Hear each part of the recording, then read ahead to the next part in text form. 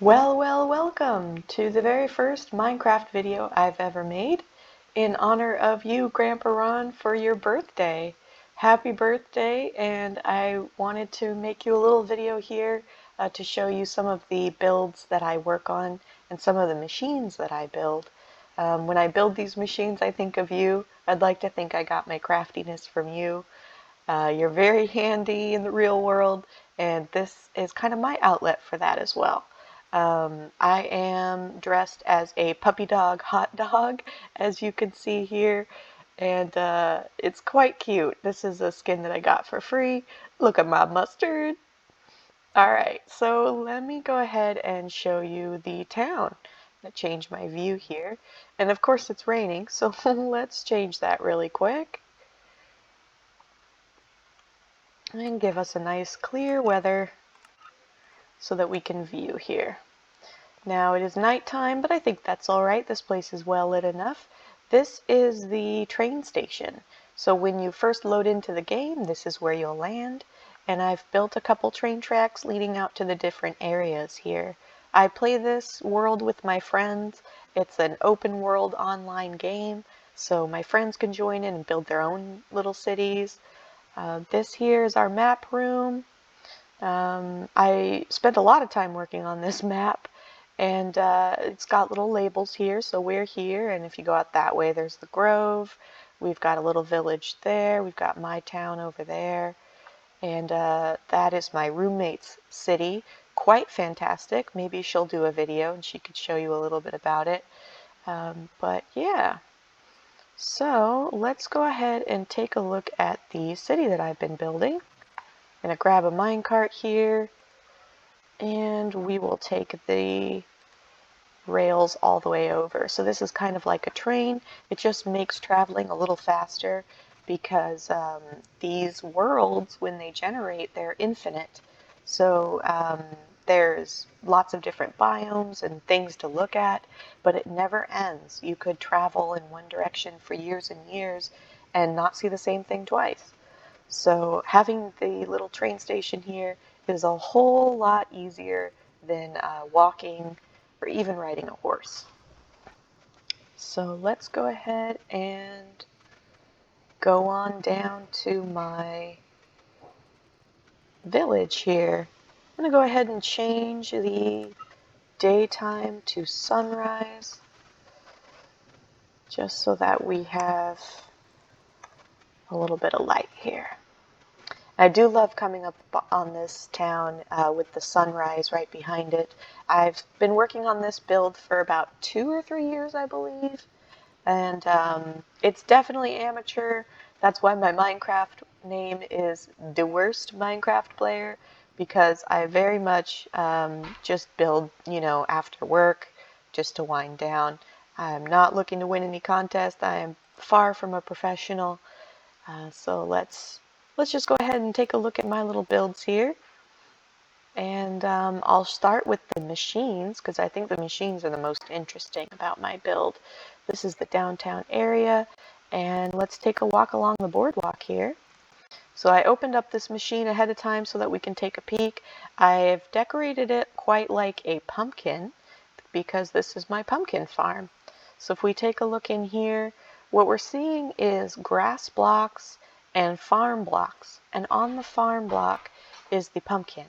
Now the pumpkin plant here, it grows, and once it does grow a pumpkin fruit, these blocks here are called observer blocks with the little faces, and they view this pumpkin plant. When it produces a pumpkin, it activates the piston block right next to it. The piston block then will crush the pumpkin and reduce it to an item that's just sitting on the ground, which the minecart can then collect. This minecart system underneath has a little hopper in that minecart, and that collects whatever lands on the dirt block. So if we have a pumpkin grow, the observer blocks view the pumpkin that's grown and activate those pistons and harvest that pumpkin for me. If I go ahead and throw something on there, you see that disappeared right away. That's because that minecart just lifted it off the ground and is going to take it along its train track down to the collection chest down here. And you can see there's the minecart that I threw in. It just pops it right down into this collection chest so that I can use these pumpkins as I please. I built a melon one as well, similar to the pumpkin. They are definitely not perfectly round. I didn't follow a pattern. I kind of just placed blocks until I was happy with it, or at least not gonna fiddle with it much longer. So the mechanism is still very much the same. Oh, I am not very good at navigating in this game. Oh, look at that. We had a little bit of melon there floating on the ground that the minecart picked up. But anyhow, I'm not a professional, and using the recording software that I'm using, it actually slows down the game quite a bit, makes it a lot harder to navigate. So I am going to be running into walls for this video, but it's the best I can do for now. Maybe someday I'll get better equipment and my videos will be better. But for now, I am just showing you my machines that work very similar to the pumpkin machine here with the collection chest underneath. And I kind of decorated this like an open melon with the red here and extra storage down here. So these melons I can sell at the market, or I can eat them, I can make potions with them. They're pretty useful, pretty handy. Let's move along. Oh, you know what? It's raining again. Let's clear that so that we can see everything a little better, and I just hate the sound of that thunder. I am not pleased when they added that to the game.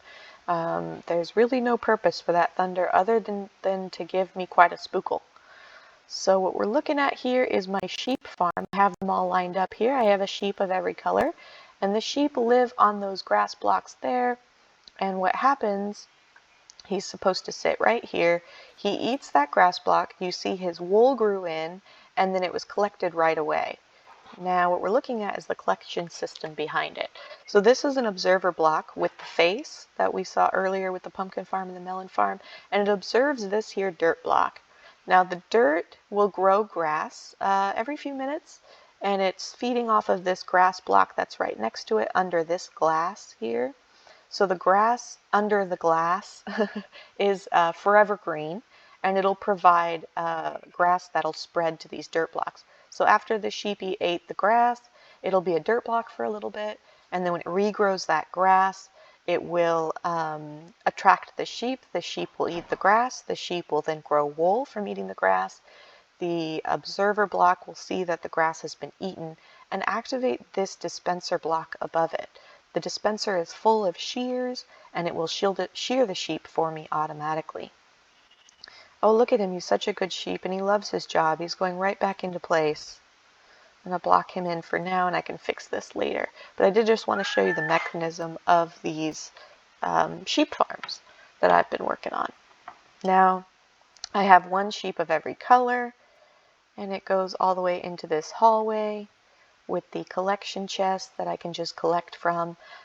This sheep farm's been running for quite a while, so I've got quite a lot of wool in these chests. This is a multi-level building, and on our second floor here we have the collection chests for the sugarcane and the cactus. And the sugarcane and the cactus, they grow quite a bit differently, and their mechanisms for the game are just a little different. At least with this cactus farm here, the mechanism is very different. So what we've got here is the cactus that is growing on this sand block. Now the way that cactuses are programmed in the game is that no block can sit right next to a cactus. And what happens when this cactus grows up is it'll read that there is a fence block next to it, and it will break itself, which will then fall onto the water, which goes into the collection chests below. So this one, it doesn't require any machines. It's pretty much just reliant on the mechanisms of the game. And we'll go ahead and take a quick peek-see down to the sugarcane farm. The sugarcane farm works similar to the pumpkin and melon farm in that the observer blocks will observe the sugarcane once it grows in front of it and then activate those piston blocks below.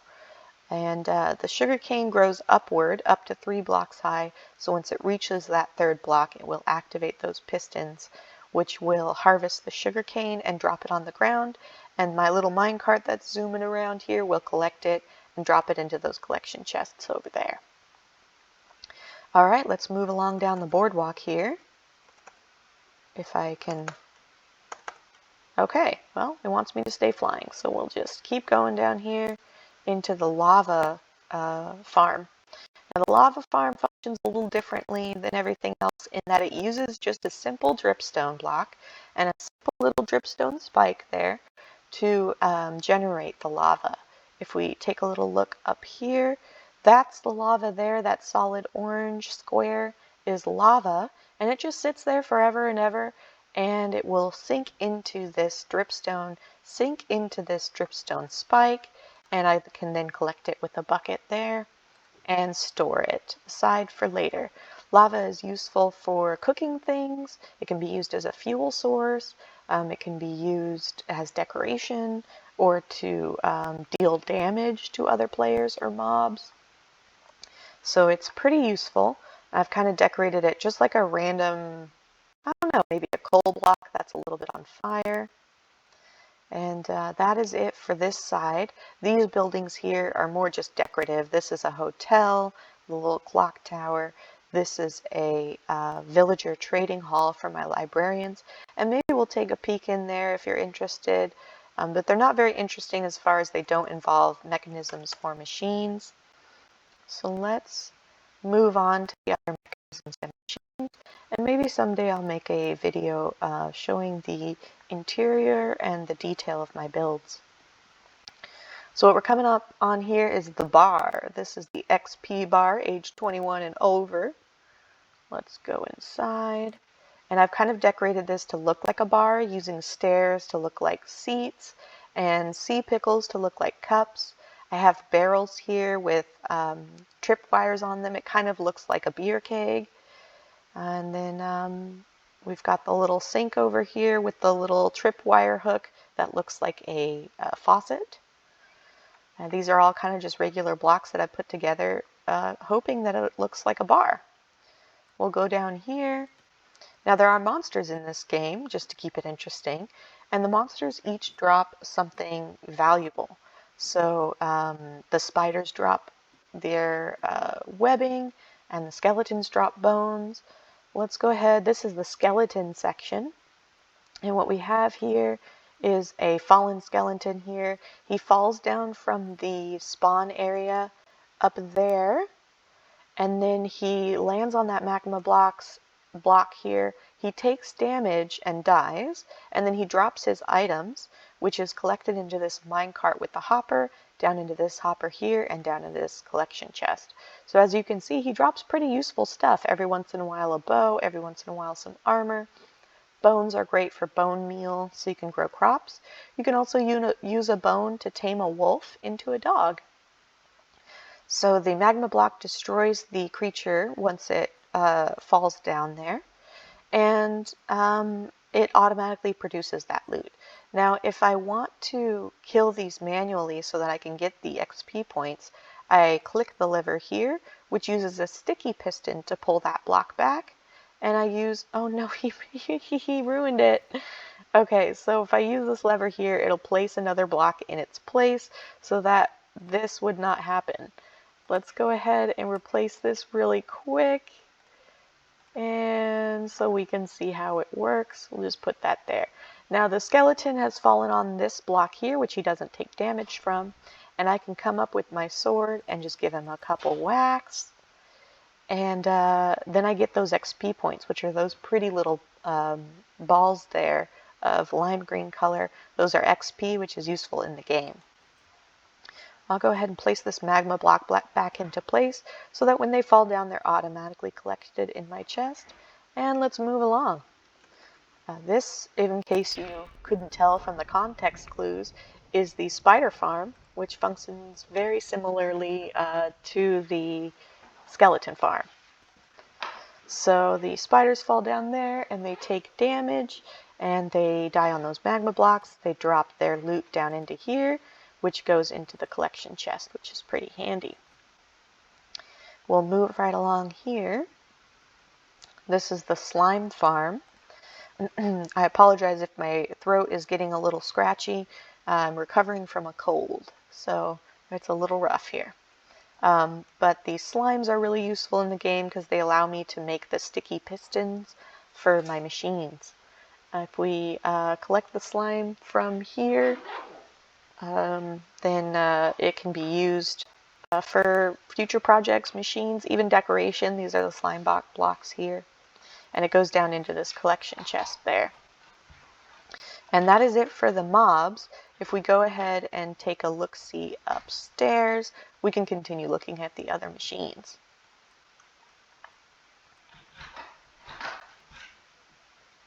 And it's raining again.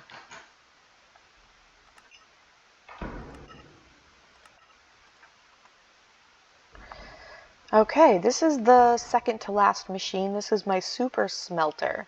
So these are little furnaces, and they will smelt ore for me. They'll cook food for me. And there's quite a few of them lined up here with the intention of smelting a lot of things at once. So what we're looking at here is some raw iron and some raw gold. If we throw those into my super smelter, they should smelt. The machine's not working right now. I need to do some repairs on it. But what it should be doing is pulling bamboo from my bamboo farm up here and dropping it into the collection chests so that, or not into the collection chests, excuse me. It drops it directly into the furnace here. And the furnace uses it for fuel. So we take a look here. You can see the hopper is directed toward the furnace here. So once the bamboo grows, it falls into those furnaces, and it will cook up whatever I put in these furnaces, which is really handy for when I just don't have the time to sit and wait by a furnace forever and ever. So if we look down here, all of that raw material has been transformed into these ingots, which I use to make machines. I can use them to make armor. I can use them to make weapons. It's quite cool, all the different things you can do with all these different ores. And I built this by hand a couple of years ago. I've learned a lot since then, particularly how to make this machine actually work. What happens with this one is it grows similar to the sugarcane, where it grows upward, and once the middle one reaches this observer block, it activates the pistons down here, which will break all of this bamboo, and it will gather into the collection chests there. The bamboo is pretty useful as a fuel source. It can also be used for scaffolding for when I'm building up really high, or feeding the pandas, which are a pretty new addition to this game. Let me go ahead and manually grow this bamboo just so that we can see this in action. So the observer block observed it, and all those pistons activated and broke that bamboo there. Now it's not super efficient. Obviously the bamboo is still sitting there just spinning around in circles uncollected. It's because I just need to do some quick repairs on that machine, which I will do later. So that's it for the super smelter. We'll go back along the boardwalk here down to the last machine, which is pretty simple and pretty small. We'll go down through the garden here. You know what? I think I'll show you the chicken farm, and then we'll take a look at the potato farm and the carrot farm as well. So maybe more than just one more build to show you. So what we're looking at here is an egg. I built it myself. I didn't really follow a pattern. And if we take a look inside the egg are my little chickens. My little flock of chickens live here. I made them a pretty grassy green floor to chill on and a sunny blue sky. Oops, I'll fix that later. So the chickens will lay eggs, and then the eggs go into the hoppers, which go down into the collection chest. And there's all my eggs. We're not going to talk about the raw chicken here and the feathers. You don't need to know what happened. All right, let's move along to the carrot and the potato farm. These function a little differently than the other farms in that they rely on villagers to harvest my crops for me. Don't worry, they're paid full-time with benefits. They have a retirement plan. They're paid very well, and they are happy. This is my potato farm here. And let's see if we can, there you are. Hey, buddy. This is my farmer. What he does is if I, oops, oh dear. Let me just block that for now. If I break these potato crops, he will replant them for me. Now, what he does is he'll, come on, let me see if I can get him to replant for me. For the video, come on, guy. Do it for the vine. All right, no worries. So he harvests the potatoes here, and they fall down, down, down into my little minecart, which then goes into my collection chest. Quite a few potatoes there. Potatoes are handy to eat in the game. You can also trade with them, which can be handy. A quick way to get currency in the game is to trade those potatoes with the other farmers. Kind of designed it to look like maybe you're on the inside of a potato. Yeah, just keeping it bright, making sure no other things will spawn in there. So what we're looking at here, this is the carrot farm, and it functions exactly the same as my potato farm. So we have our little farmer up there. He harvests the carrots fall on the ground, the minecart collects them from the ground and puts them into the collection chest here. Okay, let's keep on going. You know what? I think that's actually all of the machines. So that is it for my little town here. I hope you enjoyed this video, Grandpa Ron. Happy birthday. I hope you're feeling okay today. And I look forward to seeing you soon. Alrighty, and there's the rain. I guess that's my cue to take shelter and mosey on home for the day. Thank you so much for watching. If you stumbled across this video randomly and you happen to be a Minecraft fan, thank you for watching all the way to the end. I know I'm not a professional, and this video was kind of slapped together. I don't have really good equipment. I just wanted to make a video for my grandpa's birthday. If you'll do me a huge favor and comment, "Happy birthday, Grandpa Ron," that would be super cool. I'll go ahead and show him the comments once they come in. If we get a couple comments, I think he'll be pretty stoked off of that. Alrighty, guys. Well, you have a great rest of your day. You've been watching a video from the worst Minecraft player in my little hot dog costume. Thanks again for watching, and have a great day.